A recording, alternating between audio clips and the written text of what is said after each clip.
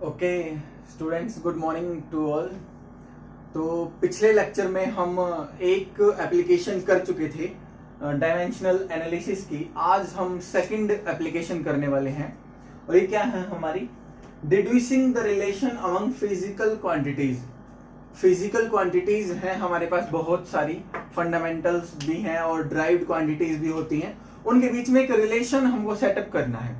Okay इसका मतलब है एक टाइप से हम फॉर्मूला ही बनाना सीख रहे हैं किसी भी फिजिकल क्वांटिटी के लिए। अगर हमको ये पता चल जाए कि वो किन किन physical quantity other physical quantities के ऊपर डिपेंडेंट है, तो हम उसका एक फॉर्मूला बना सकते हैं। हर एक फॉर्मूला तो नहीं बना सकते हैं, लेकिन फिर भी कुछ हद तक काफी सारे फॉर्मूले हम बना सकते हैं। ओके तो देखते हैं कैसे। तो एक एग्जांपल से स्टार्ट करता हूं मैं एक बार। फर्स्ट, जैसे हमने देखा कि एक स्टोन है मेरे पास कोई,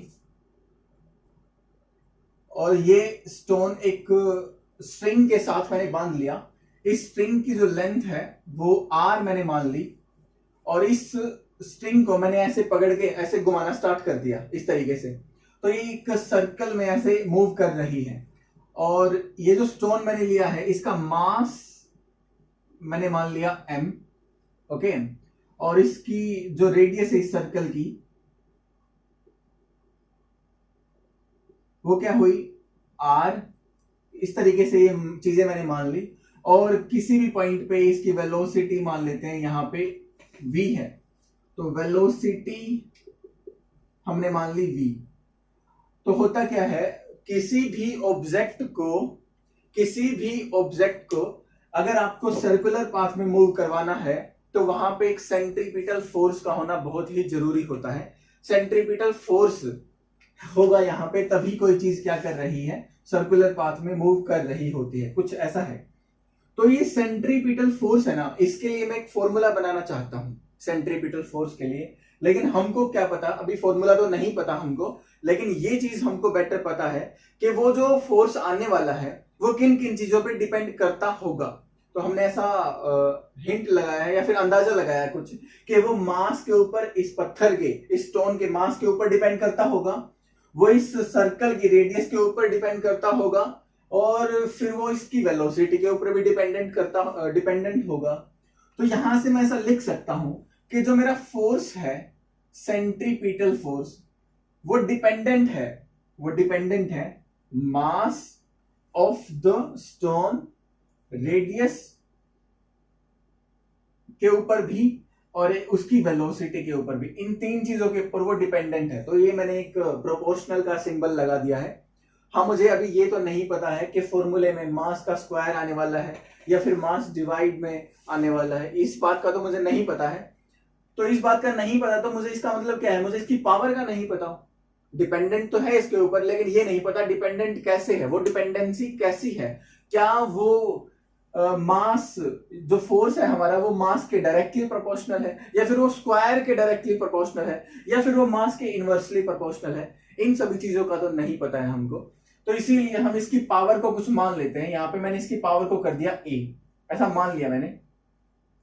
और रेडियस पे भी डिपेंडेंसी नहीं पता है, तो इसकी पावर को मैंने मान लिया b, और इसकी पावर को मैंने मान लिया c। तो मैंने इन तीनों की पावर मान ली है। मास की भी कुछ पावर है, रेडियस के लिए भी कुछ पावर है, वेलोसिटी के लिए भी कुछ पावर मैंने मानी, और इन तीनों को प्रोडक्ट की फॉर्म में लिख लिया है यहाँ पे। ओके अब आपको पता है जब ये सिंबल हटता है तो एक कांस्टेंट आता है यहाँ पे। तो इस प्रोपोर्शनल का सिंबल मैंने हटाया और एक कांस्टेंट यहाँ पे मैं ले आया। उस कांस्टेंट को मैंने k से डिनोट कर दिया, और mass raise to power a, radius raise to power b and velocity raise to power c। Okay तो यहां से कुछ ना कुछ करके हम एक फॉर्मूला तो बना ही लेंगे, लेकिन इस कांस्टेंट के बारे में हमको कुछ देखना है। यहाँ पे जो कांस्टेंट k है हमको इसके बारे में नहीं पता है अभी, क्या इसकी वैल्यू क्या है, क्या इसकी वैल्यू 2 है, क्या इसकी वैल्यू 3 है, या फिर ये 15 है या 50 है, कितना है, या फिर ये कुछ और ही फिजिकल क्वांटिटी भी हो सकती है, जो कि फिजिकल क्वांटिटी कांस्टेंट हो, ऐसा भी हो सकता है। तो अगर ये कोई फिजिकल क्वांटिटी अगर है, जैसे मैं एक फॉर्मूला बताता हूं आपको। आपने लिखा F is equals to G m1 m2 divided by R square, ये कोई मैंने फॉर्मूला लिखा। इस फॉर्मूले में क्या होता है, फोर्स डिपेंडेंट होता है mass of first object, mass of second object और रेडियस के ऊपर भी डिपेंडेंट होता है, ओके, या फिर डिस्टेंस के ऊपर भी डिपेंडेंट होता है, दोनों मासेस की। तो यहाँ पे एक कांस्टेंट आया था जी, ग्रेविटेशनल कांस्टेंट हम इसको बोलते हैं। तो ये ग्रेविटेशनल कांस्टेंट के ऊपर डिपेंडेंट है, ये कांस्टेंट है हमारा एक, लेकिन इसके डायमेंशंस तो है ना कुछ, समझ रहे हो आप। तो ये कोई फिजिकल क्वांटिटी है, फिर से कोई जी ग्रेविटेशनल कांस्टेंट, समझ रहे हो आप। तो यहाँ पे ये कांस्टेंट है, इसके भी कुछ ना कुछ डायमेंशन तो हो ही सकते हैं। जब ये कांस्टेंट है, इसके डायमेंशंस हैं, तो इसके भी डायमेंशन हो सकते हैं। एक और फॉर्मूला मैंने लिखा, time period of A pendulum, oscillation हो रहे हैं पेंडुलम के, और उसके एक ऑसिलेशन का जो टाइम पीरियड है वो मैं कुछ इस तरीके से निकालता हूं।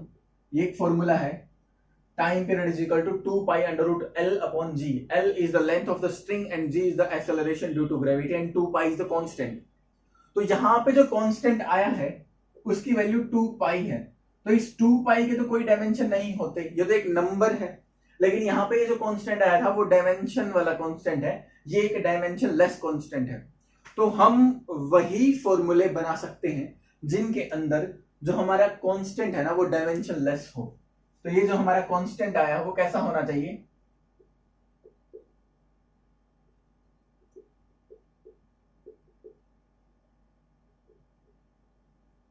वो डायमेंशन लेस होना चाहिए, तभी मैं ये फॉर्मूला ड्राइव कर सकता हूं, वरना तो फिर होगा ही नहीं। क्योंकि मुझे डायमेंशनल एनालिसिस करके ही तो इन फिजिकल क्वांटिटीज के बीच में रिलेशन निकालना है। तो मुझे पता है कि मास, रेडियस और वेलोसिटी, ये जो फॉर्मूला बनने वाला है, इस फॉर्मूले में राइट साइड और लेफ्ट साइड जो भी चीजें होंगी, इस तरफ फोर्स लिखा है, तो यहां भी जो डायमेंशन निकलने वाले हैं वो भी फोर्स के ही निकलने वाले हैं। तो force is equal to force होता है ना। तो एक फॉर्मूला जब भी मैं कोई लिखता हूं तो डायमेंशन तो आपके मैच करेंगे ना, राइट हैंड साइड के और लेफ्ट हैंड साइड के। इसीलिए तो अगर इसके डायमेंशन पता ही नहीं मुझे, तो फिर मैं रिलेशन कैसे निकाल सकता हूं। तो ये डायमेंशन, ये जो कांस्टेंट आया वो डायमेंशन लेस होना बहुत जरूरी है, तभी आप कोई फॉर्मूला बना सकते हो यहां पे। तो अब इसको करके देखते हैं कैसे होगा ये।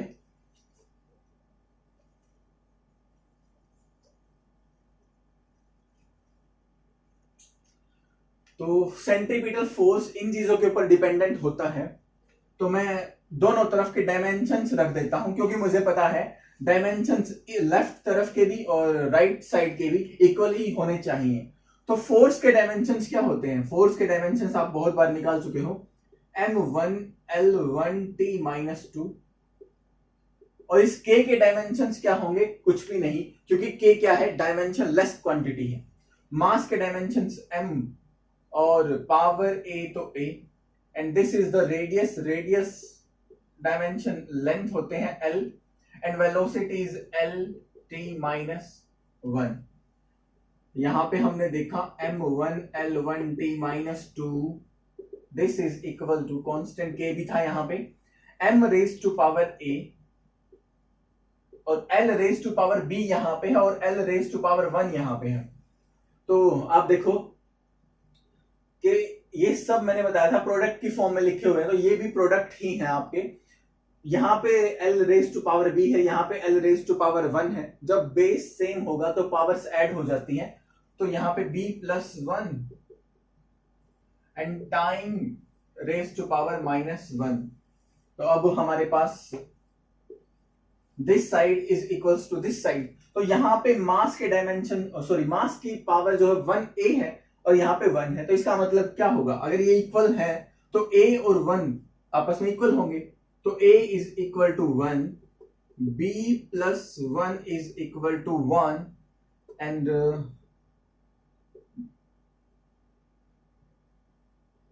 सॉरी इसकी पावर c मानी थी मैंने, तो यहाँ पे c आएगा, मैं इसकी पावर c लिखना भूल गया, तो यहाँ पे c आएगा। तो यहाँ पे b+c है आपका, तो b+c is equal to 1 and यहाँ पे पावर आएगी -c। तो -c इज इक्वल टू -2।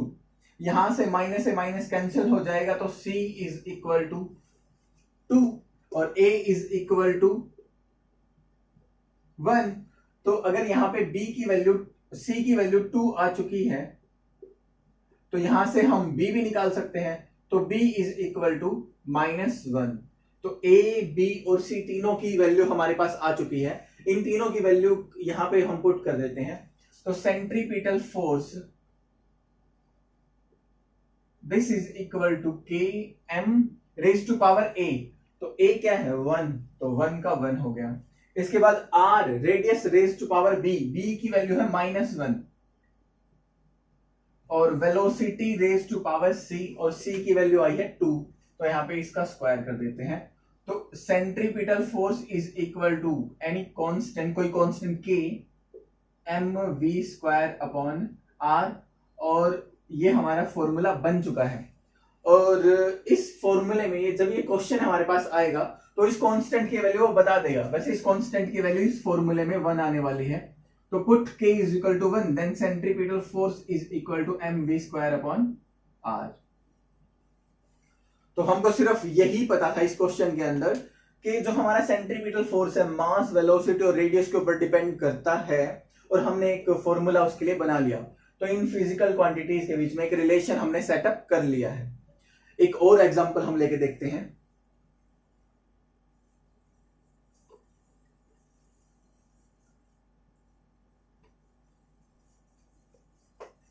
जितने भी फॉर्मूले हम ड्राइव करेंगे सभी के अंदर जो कांस्टेंट हमारा होगा वो डायमेंशनलेस होगा।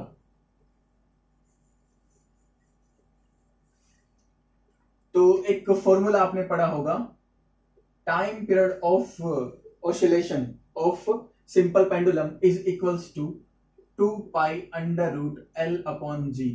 ये एक फॉर्मूला है। इसी फॉर्मूले को मैं ड्राइव करना चाहता हूं। तो स्टार्टिंग में क्वेश्चन कैसे आएगा? क्वेश्चन ऐसा होगा कि time period of simple pendulum is dependent on the length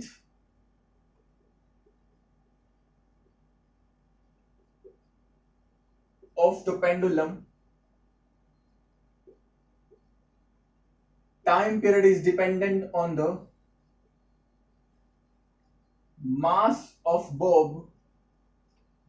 इस फॉर्मूले में मास कहीं नहीं आया है, लेकिन स्टार्टिंग में इस बात का हमको थोड़ी पता होगा कि वो मास के ऊपर डिपेंडेंट है या नहीं है। तो अगर वहां पे कोई पेंडुलम ये है, यहां से यहां तक लेंथ, और ये बोब का मास m मान रखा है, और एक्सेलरेशन ड्यू टू ग्रेविटी भी है यहाँ पे g। तो इन तीन चीजों के ऊपर डिपेंडेंट हम डिपेंडेंसी मान लेते हैं यहाँ पे। तो mass of the bob is m and the time period of simple pendulum is also dependent on acceleration due to gravity, that is small g। तो यहां से अब ड्राइव करने की कोशिश करते हैं फॉर्मूला। तो time period is dependent on the length raise to power a मान लेते हैं, mass of the bob raise to power b मान लेते हैं, and acceleration due to gravity g raise to power c मान लेते हैं। और फिर से टाइम इज इक्वल टू कोई constant k, l raise to power a, m raise to power b and g raise to power c। और मैं dimensions रख देता हूं हर तरफ। तो टाइम पीरियड के डायमेंशन, ये जो टाइम पीरियड है वो पेंडुलम के एक ऑसिलेशन का है। आपका पेंडुलम यहां से स्टार्ट करेगा, यहां एक्सट्रीम पोजीशन पे आएगा, वापस से मिडल पोजीशन पे, फिर यहां, और फिर वापस यहां। तो आपका एक ऑसिलेशन कंप्लीट हो जाने वाला है। और एक ऑसिलेशन का टाइम पीरियड ही इन इतनी सारी चीजों पे डिपेंड कर रहा है। तो यहां से टाइम के डायमेंशंस t होते हैं। ये जो k है वो डायमेंशनलेस है, उसके कोई डायमेंशंस नहीं होते हैं। लेंथ के लिए l, मास के लिए m, और एक्सेलरेशन है ये आपका, एक्सेलरेशन आपका LT-2 होता है। ओके, तो यहां से t k mass raise to power b, और l raise to power a यहां पे है और c वहां पे है, और time raise to power -2c। ये हमारा फॉर्मूला बन रहा है। ओके, तो यहां मैं देखता हूं time raise to power g, sorry time raise to power 1 है यहां पे, ठीक है, और यहां पे m raise to power b है। तो यहां तो मास है ही नहीं, इसका मतलब मास के डायमेंशंस कितने हैं? तो मास के डायमेंशंस तो 0 है, लेंथ के डायमेंशंस भी कितने हैं, 0 है। तो m b है यहाँ पे, m यहाँ पे 0 है, तो b is equal to 0। a plus c is equal to 0 और minus 2c is equal to 1। तो यहां से b 0 आ चुका है, a is equal to minus c आ चुका है, और यहां से c अगर मैं निकालूंगा तो माइनस 1/2 आ जाएगा। तो अगर c माइनस 1/2 है तो a 1/2 आ जाएगा। a आ गया, c आ गया और b आ गया। यही 3 वेरिएबल थे हमारे, तीनों ही वेरिएबल आ चुके हैं। तो हमारा फॉर्मूला क्या था, time is equal to k l raise to power a m raise to power b and g raise to power c। तो time is equal to k l raise to power a की value 1/2 आई है, तो 1/2 का मतलब under root होता है, तो मैं अंडर रूट कर देता हूं। मास रेज टू पावर 0, किसी की भी पावर 0 1 होता है, तो इंटू 1, और g raise to power c, और c की वैल्यू माइनस 1/2 आई है, तो माइनस 1/2। तो time period is equal to k under root l, और यहां पे देखो g raise to power minus है, तो माइनस है तो नीचे आ जाएगा, और 1/2 है तो अंडर रूट आ जाएगा, तो नीचे अंडर रूट कर दो। ये फॉर्मूला आया, और फॉर्मूले में क्वेश्चन वाला आपको बताएगा कि जो k की वैल्यू है वो इस फॉर्मूले में 2 पाई होती है, डायमेंशन लेस है ये आपका। तो time period is equal to 2 pi under root l upon g। तो ये फॉर्मूला हमने ड्राइव कर लिया है। ओके, एक और क्वेश्चन लेते हैं। तो क्वेश्चन है, the period of revolution of a planet around sun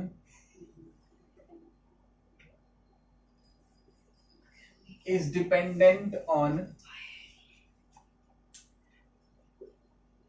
mass of sun m, radius of orbit r, and gravitational constant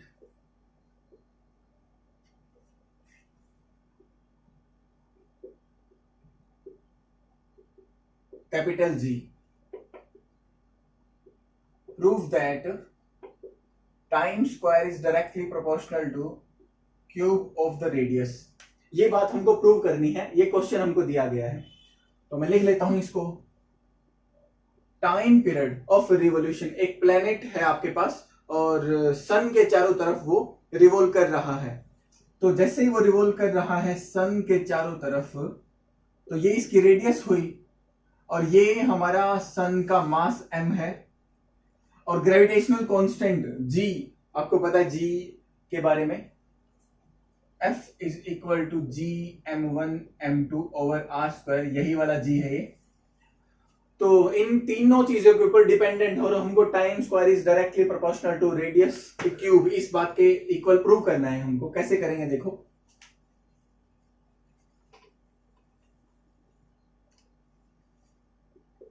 तो time period is dependent on, सबसे पहले दिया गया है mass of the sun m, power पता नहीं है तो हम इसको a कंसीडर कर लेते हैं। इसके साथ दिया है radius of the orbit r raise to power b, और थर्ड दिया है gravitational constant g raise to power c कर लेते हैं। ओके, जब ये प्रोपोर्शनल का सिंबल हटता है तो एक कांस्टेंट आ जाता है यहाँ पे k, m raise to power a, r raise to power b and g raise to power c। अब डायमेंशंस रख देते हैं हर तरफ। टाइम के डायमेंशंस क्या होंगे, m0 l0 t1, यहां के मास के लिए हम m करेंगे, and r radius is a length b, and gravitational constant g, जी के डायमेंशन आप इस फॉर्मूले से निकाल सकते हो। तो फोर्स के डायमेंशन जी निकाल लो पहले यहाँ पे, एफ आर स्क्वायर और m1 m2। तो फोर्स के होते हैं m1 L1t माइनस 2 और रेडियस के लिए L2 और यहाँ पे m स्क्वायर, दोनों ही मास है तो mass into mass m square हो जाएगा। तो यहां से m1 और यहाँ पे 2 है तो ऊपर बचेगा m minus 1 L raise to power 2 plus 1 3 and time raise to power minus 2। Okay, तो ये डायमेंशंस आ चुके हैं आपके ग्रेविटेशनल कांस्टेंट कैपिटल जी के। अब देखते हैं m0 L0 T1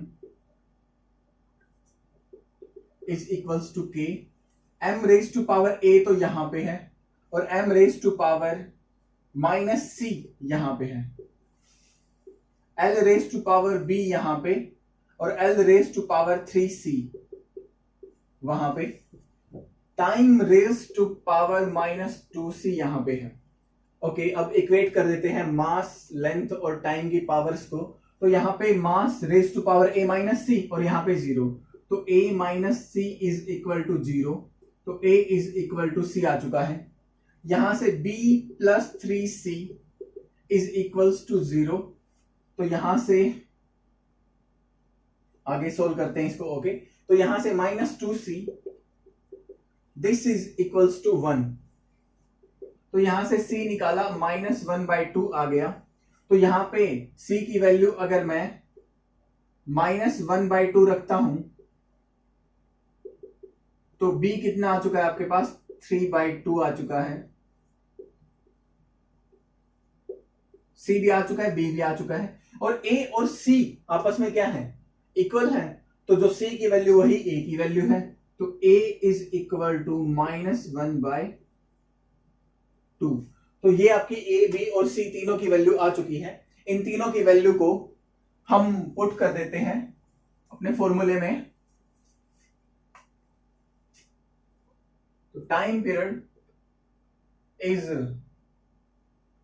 equal to कोई constant k, mass raise to power a और a कितना है, a है आपका 1/2 और नेगेटिव भी है, तो मास रेज टू पावर -1/2। माइनस का मतलब क्या होता है आपका, नीचे आएगा और 1/2 का मतलब अंडर रूट, तो इसका मतलब है कुछ इस तरीके का आने वाला है। Okay, b raise to power 3/2 और c रेज टू पावर -1/2। तो c देख लेते हैं पहले क्या है, c है g, तो g रेज टू पावर -1/2, तो यहां भी -1/2 था, यहां भी -1/2, इसका मतलब g भी आपका यहां कहीं ही आने वाला है। ओके, इसके बाद बचा है b रेज टू पावर 3/2, तो b क्या है आपका, r है, तो r रेज टू पावर 3/2 कर लेते हैं यहां पे। और हमारे क्वेश्चन में ऐसा पूछा है कि time square is directly proportional to radius cube. तो एक बार टाइम स्क्वायर निकाल लो, यहाँ पे दोनों तरफ स्क्वायर कर देते हैं। तो ये किया तो time square is equal to constant square r raise to power, square करेंगे इसका तो सिर्फ 3 बचेगा, m इंटू जी। तो बाकी सबको कांस्टेंट अगर ले लिया जाए तो time square is directly proportional two cube of the radius. तो ये प्रूव हो गया और हमने फॉर्मूला भी बना लिया है टाइम पीरियड के लिए। ओके, एक क्वेश्चन और लेते हैं।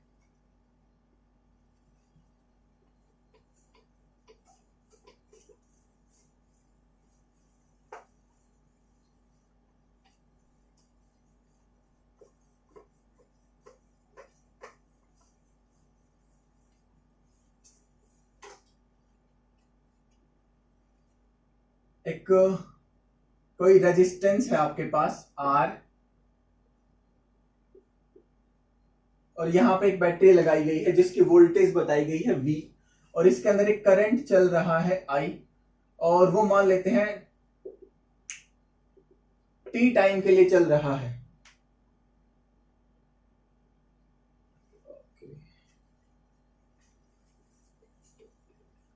फिर से बनाता हूं, यहां पे शायद आपको दिखाई नहीं दे रहा होगा।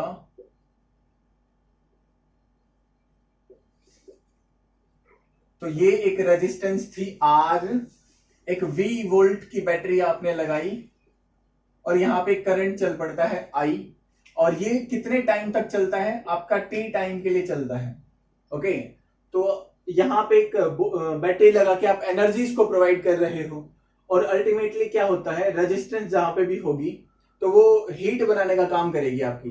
तो यहां से एक हीट बनना स्टार्ट हो जाएगी, और अल्टीमेटली फाइनली सारी की सारी एनर्जी जो आपने दी है वो फाइनली हीट की फॉर्म में ही चेंज होती है। और यहाँ पे हीट के लिए हमने एक फॉर्मूला पढ़ा हुआ है 10th क्लास में, heat is equal to I²RT। यही फॉर्मूला मैं आपको ड्राइव करके दिखाना चाहता हूं। तो यहां से एक हिंट मिल रहा है, क्वेश्चन किस टाइप से आएगा, कि क्वेश्चन आएगा heat produced in a resistance is dependent on the current in the wire, या फिर करंट इन द रेजिस्टेंस, और resistance of the wire and time t for that current is flowing in the wire. तो इन चीजों के ऊपर वो dependent है, तो make a formula for the heat produced in the resistance, in that resistance. तो यहां से heat is dependent on current I, dependent on the resistance and dependent on the time period। Power इनकी A, B और C मान ली गई, और इनका formula हमको ड्राइव करना है। ओके, तो हम पहले इन सब के डायमेंशंस देख लेंगे, और इस प्रोपोर्शनल का सिंबल हटाएंगे तो कांस्टेंट आ जाता है ये current raise to power A, resistance raise to power B and time raise to power C। Okay, तो हीट के डायमेंशंस मुझे यहाँ पे रखने हैं। देखो, हीट एक एनर्जी की ही फॉर्म होती है, तो हीट के डायमेंशंस वही होते हैं जो एनर्जी के होते हैं। तो एनर्जी के क्या होते हैं? m1L2T-2। इसके बाद K, ये तो डायमेंशन लेस कांस्टेंट होता है, इसके कोई डायमेंशंस नहीं है। इसके बाद करंट, तो करंट तो आपकी जो 7 फंडामेंटल क्वांटिटीज थी उन्हीं में से एक है। तो करंट के लिए हमने क्या यूज किया था? करंट के लिए हमने एम्पियर A यूज किया था, तो A raise to power A हो गया यहां पे। ओके, इसके बाद रेजिस्टेंस आता है। रेजिस्टेंस के सिंबल हमको नहीं पता है, लेकिन निकाल सकते हैं हम। ओम्स लॉ कहता है V is equals to IR। तो R क्या बना? पोटेंशियल, यहाँ पे पोटेंशियल डिफरेंस है, डिवाइडेड बाय करंट। अब पोटेंशियल क्या होता है? पोटेंशियल होता है आपका work done per unit charge, और ये आपका करंट। तो यहां से हम निकाल सकते हैं सभी के डायमेंशंस। अब यहाँ पे एक चार्ज की बात आएगी, तो जो आपका चार्ज होता है, ये फॉर्मूला है आपका करंट के लिए, current is equals to charge per unit time. तो यहां से चार्ज क्या आया? चार्ज आया करंट इनटू टाइम। तो करंट के डायमेंशंस क्या होते हैं? करंट के लिए तो हमने एम्पियर यूज किया हुआ है डायमेंशंस में, तो I की बजाय तो A होगा, और टाइम के लिए T होगा। तो चार्ज के जो डायमेंशंस होते हैं वो AT होते हैं। चार्ज के डायमेंशंस क्या होते हैं? AT। तो यहाँ पे चार्ज के डायमेंशंस तो आपने रख दिए AT, और यहाँ पे करंट है तो खुद, तो करंट के लिए तो एम्पियर ही होता है। और यहाँ पे बचा क्या? Work done. तो वर्क डन और एनर्जी तो एक ही बात होती है, तो एनर्जी वाले रख दो यहाँ पे m1L2T-2।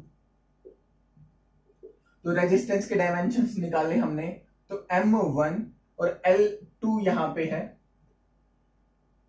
और टाइम -2 यहाँ पे है, और 1 यहाँ पे है, तो ऊपर जाके ये भी माइनस हो जाएगा, तो -3, और बचा A, एम्पियर। तो एम्पियर का स्क्वायर है यहाँ पे 2 है, A2, और ऊपर जाके ये -2 हो जाएगा।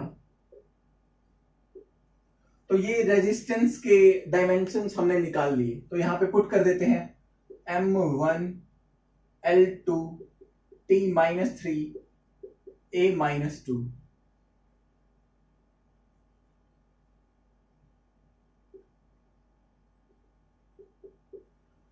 तो रेजिस्टेंस के डायमेंशंस हमने रख दिए। अब कौन बचा है? अभी बचा है टाइम। तो टाइम के लिए T ही यूज किया है हमने। ओके, अब m raise to power B, L raise to power 2B, time raise to power -3b यहां पे और +c यहां पे, और इसी तरीके से a बचा एम्पियर, तो एम्पियर के लिए a तो यहां पे है पावर और यहां पे -2b, ये यहां पे है पावर। ओके, सारे कैलकुलेट कर लिए होंगे हमने। तो m1L2t-2, यहां से इक्वेट करते हैं b इज इक्वल टू 1, ये b यहां पे भी b, तो b इज इक्वल टू 1 तो आ गया डायरेक्ट। यहां से L 2b is equal to 2, तो ये तो लिखने की जरूरत है नहीं हमको, b तो मैं कैलकुलेट कर ही चुका हूं, तो इसमें सिर्फ अकेला b ही आता है, क्या फायदा, b मैं कैलकुलेट कर ही चुका हूं पहले, इसको छोड़ देता हूं मैं इस इक्वेशन को। यहां पे लिखता हूं -3b + c, this is equal to 2। तो यहां से ये इक्वेशन आई और अगली इक्वेशन भी बना लेते हैं, a - 2b is equal to, यहां पे a है ही नहीं,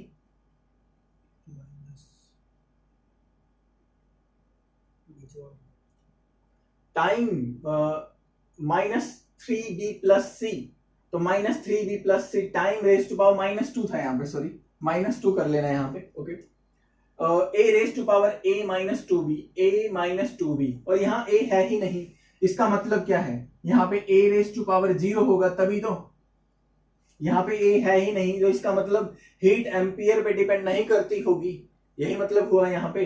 तो a रेज टू पावर 0 आएगा यहाँ पे, तो यहाँ पे भी 0 कर देते हैं हम इसको। तो यहां से क्या आ रहा है, a is equal to 2b, और b की वैल्यू हमारे पास 1 आ चुकी है, तो b की वैल्यू अगर मैं यहां पे 1 रखता हूं तो a इज इक्वल टू 2 आ गया, b इज इक्वल टू 1 आ गया।